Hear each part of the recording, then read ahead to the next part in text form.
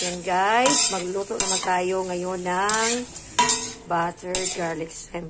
Para to guys, mamayang gabi. Ayan, 1 kilo lang luto ko guys. Kasi hindi naman namin maubos kung sobrang dami. Ayan. Tapos lagyan ko siya guys ng pineapple juice with pineapple slice. Ayan. Para mas lalong sumarap ang ating butter garlic. Mamaya guys, meron din akong ilagay pa nito.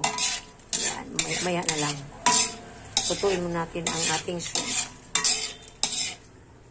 Ayan na guys, ang ating butter garlic shrimp with pineapple juice na meron ding pineapple slice. Ayan, nilagyan ko ito guys ng tomato paste, kunti lang.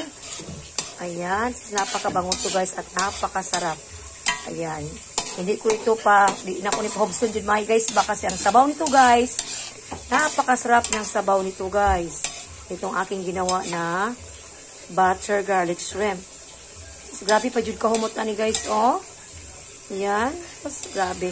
Ang sarap nito guys. Ayan. Para ito mamayang gabi. Ito na naman ang ko guys. Lutuin kung wala nang iba. Yung spaghetti tapos ito lang. Ayan. Para hindi na ako mapagod ba.